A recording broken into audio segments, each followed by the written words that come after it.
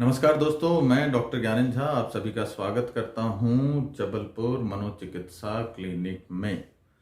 आज के वीडियो का टॉपिक है कि क्या डिप्रेशन हृदय रोगों से संबंधित है अथवा नहीं। हृदय रोग आप सभी जानते होंगे। सामान्य हृदय रोग जैसे हार्ट अटैक हुआ, अरिदमियास हुआ जिसमें पल्स ऊपर नीचे चलने लगती हैं, कोरोनरी आर्टरी डिजीज हुआ जिसमें हार्ट में जो ऑक्सीजन का फ्लो है वो कम हो जाता है, कंजेनाइटल हार्ट डिफेक्ट और बहुत किस्म के हृदय रोग होते हैं। तो क्या हृदय रोगों से डिप्रेशन अथवा अवसाद का कोई संबंध है? क्या ये एक दूसरे से किसी प्रकार का रिलेशन रखते हैं? तो सीधे तौर पर हम वीडियो का प्रारंभ करते हैं। तो मित्रों, सबसे पहले मैं आपको स्टैटिस्टिक्स बता दूं, सांख्यिकी बता दूं डिप्रेशन और कार्डियोवैस्कुलर एक्सीडेंट या हृदय रोगों से संबंधित।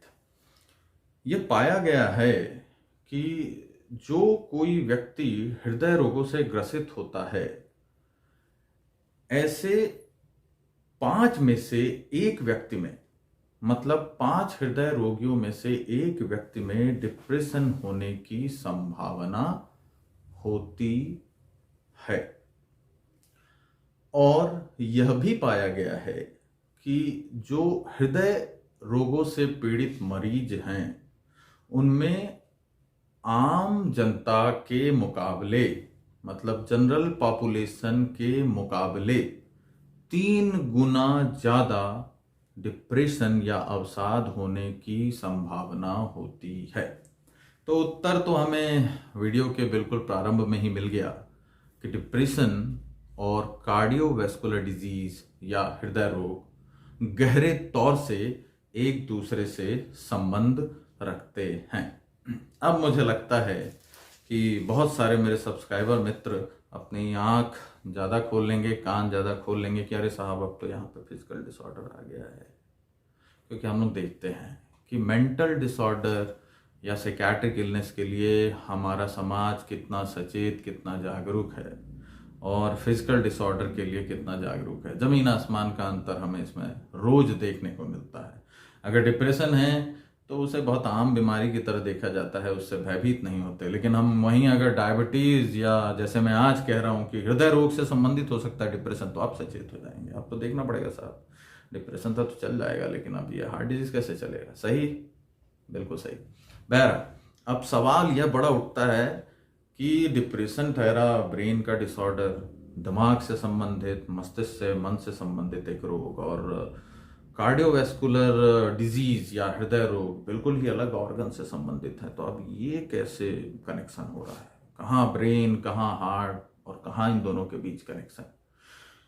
मित्रों, एक चीज अच्छे से आप समझ जाइए कि ये तो आज हम वीडियो हार्ट के बारे में कह रहे हैं, जो ब्रेन से संबंध रख रहा है कि नहीं रख रहा है। आपकी बॉडी का हर हिस्सा ब्रेन से रिलेटेड होता है, मोटे तौर पर आपको समझा देता हूं। लेकिन आज हम लिमिटेड हैं डिप्रेशन और हार्ट डिजीज पे, तो इसी पे बात करेंगे। तो इसके कई हाइपोथेसिस देखी गई हैं कि दोनों में संबंध कैसे है। तो एक मुख्य हाइपोथेसिस जो रिसर्च में निकल के आई है वह यह है कि डिप्रेशन और हार्ट डिजीज दोनों में जो अंडरलाइंग मेन मैकेनिज्म होता है दैट इज इन्फ्लेमेशन। आपके शरीर में इन्फ्लेमेशन होता है जिससे आगे चलकर हार्ट डिजीज पैदा होती है। आपने कभी सुना होगा कि जो नलियां हैं वो सिकुड़ गई, नलियों का आकार छोटा हो गया। ये जो आकार छोटा हो रहा है और ऑक्सीजन की सप्लाई आपके हार्ट में कम पहुंच रही है, इसी वजह से हार्ट डिजीज होती है कि आपके जो हार्ट मसल्स हैं उसमें प्रॉपर ऑक्सीजन सप्लाई नहीं पहुंच रही। क्यों नहीं पहुंच रही? क्योंकि जो आर्टरीज हार्ट को सप्लाई करती हैं, आपका हार्ट पूरे बॉडी को ब्लड भेजता है, ऑक्सीजनेटेड या शुद्ध वायु वाला जो ब्लड है वो पूरे शरीर को भेजता है, लेकिन आपके हार्ट को भी ब्लड चाहिए, अपनी काम करने के लिए, तो वह जो धमनी है, वह जो आर्टरी है जो हार्ट को सप्लाई करती है, जिसको हम मोटे तौर पर कहते हैं कोरोनरी आर्टरीज, वो ब्लॉकेज होती हैं। ब्लॉकेज कब होती हैं? जब इन्फ्लेमेशन होता है उन आर्टरीज में।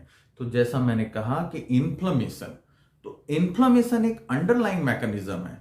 यह पाया गया है कि डिप्रेशन होगा तो उसके पीछे भी कहीं ना कहीं आपके ब्रेन में, आपके बॉडी में इन्फ्लेमेशन बढ़ जाता है, इन्फ्लेमेटरी रिस्पॉन्स बढ़ जाता है। अब जब इन्फ्लेमेटरी बॉडी का रिस्पॉन्स बढ़ेगा तो आपके हार्ट में जो कोरोनरी फ्लो हो रहा है वहां भी इन्फ्लेमेशन बढ़ा, और जब वो बढ़ा तो आपका ब्लॉकेज भी बढ़ा और आपके हार्ट डिजीज होने की पॉसिबिलिटी भी बढ़ गई।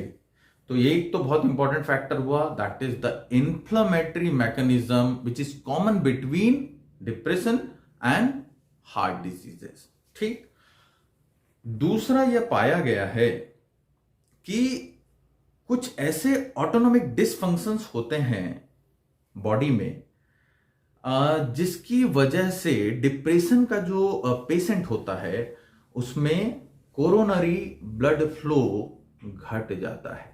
जैसा मैंने कहा कि एक तो इन्फ्लेमेशन ज्यादा हो गया तो जो आपकी आर्टरीज हैं वो सिकुड़ने लगी, इन्फ्लेमेशन बढ़ा तो उसकी जो एक डायामीटर था वो कम होने लग गया, तो कोरोनरी फ्लो कम होने लगा। दूसरा, इन्फ्लेमेशन से इतर कुछ ऐसे ऑटोनोमिक डिसफंक्शंस होते हैं डिप्रेशन के पेशेंट में जिसकी वजह से ओवरऑल जो कोरोनरी फ्लो है, मतलब ओवरऑल जो ब्लड पहुंचने की क्षमता है हार्ट के मसल में, सेल्स में, वह घट जाती है। तो जिस वजह से भी डिप्रेशन के पेशेंट में हार्ट डिजीज होने की संभावना बढ़ जाती है। एक और मैकेनिज्म पाया गया है कि एक चीज होती है nocturnal dip in blood pressure. अब ये थोड़ा सा साइंटिफिक टर्म मैंने कह दिया, इसको सरल भाषा में समझाता हूं आपको कि एक बॉडी का नॉर्मल व्यवहार होता है कि हम सब जब सोते हैं तो रात के समय हमारा ब्लड प्रेशर सामान्य से थोड़ा नीचे आता है। सामान्य से थोड़ा नीचे मतलब हर व्यक्ति का सामान्य ब्लड प्रेशर अलग अलग होता है, वह रेंज में होता है। 120 से 139, 80 से 89, ये रेंज है। तो इस रेंज में कोई भी एक फिगर को हम सामान्य ब्लड प्रेशर कह सकते हैं। मेरा सामान्य ब्लड प्रेशर आपके सामान्य ब्लड प्रेशर से अलग फिगर का हो सकता है। तो जब हम सोते हैं तो जो हमारा एक सामान्य ब्लड प्रेशर आता है दिन के समय में, जागृत अवस्था में, सक्रिय अवस्था में, वह रात के समय डिप करता है, मतलब नीचे की ओर आता है। इसको हम लोग कहते हैं normal physiological dip of blood pressure या nocturnal dip in blood pressure. Nocturnal रात के समय में होने वाला। तो यह जो डिप होता है यह आपके बॉडी को सुचारू तरीके से चलने के लिए बहुत बेहतर माना गया है, आपके हार्ट के लिए बहुत बेहतर माना गया है, आपके ब्रेन के लिए बहुत बेहतर माना गया है, और ओवरऑल यह बहुत इंपॉर्टेंट फिजियोलॉजिकल फिनोमिना होता है। लेकिन डिप्रेशन के पेशेंट में यह जो नॉक्टर्नल डिप है यह नहीं पाया जाता या बहुत कम लोगों में पाया जाता है, जिसकी वजह से आप समझ सकते हैं कि बीपी जब आपका नीचे नहीं जा रहा है तो निश्चित तौर पर ओवरऑल जो बीपी है वो आपका बढ़ेगा, और बीपी बढ़ेगा जिसको सरल भाषा में हम लोग हाइपरटेंशन कहते हैं। तो that is a big big big risk factor for the heart disease. तो दोस्तों, आई गेस आप समझ गए होंगे कि डिप्रेशन और हार्ट डिजीज इंटरलिंक्ड हैं। डिप्रेशन के पेशेंट में हार्ट डिजीज होने के और हार्ट डिजीज के पेशेंट में डिप्रेशन होने की पॉसिबिलिटी काफी हाई होती है। तो जो मित्र हार्ट डिजीज से पीड़ित हों उन्हें निश्चित तौर पर ऐसे प्रयास करने चाहिए कि उनमें डिप्रेशन होने की संभावना कम हो, और जो मित्र डिप्रेशन से पीड़ित हैं वो सजग हो जाएं, क्योंकि आप इसे हल्के में नहीं ले सकते।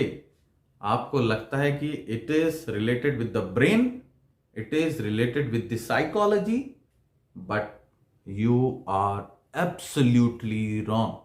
आप पूरी तरीके से गलत हैं। यह डिप्रेशन आपको हार्ट का मरीज भी बना सकता है। तो बेहतर है कि दिमाग के मरीज अगर आप बनते हैं तो सचेत हो जाइए और अपने हार्ट को संभालिए। कहीं ऐसा ना हो कि दिमाग के साथ दिल भी मुश्किल में पड़ जाए। आई गेस मैंने अपने आप को क्लियर कर दिया होगा। आप लोगों से उम्मीद करता हूं कि आप मुझे बताएं कमेंट सेक्शन में आपको वीडियो कैसा लगा, किस प्रकार के टॉपिक पर आप वीडियो चाहते हैं। मित्रों, बहुत सारे लोगों के मुझे मैसेज कमेंट्स आते हैं, उनके लिए मैं आप लोगों को शुक्रिया देता हूं और उम्मीद करता हूं कि इसी प्रकार का प्यार आपसे मिलता रहेगा। दिस इज डॉक्टर ज्ञानी झा साइनिंग ऑफ।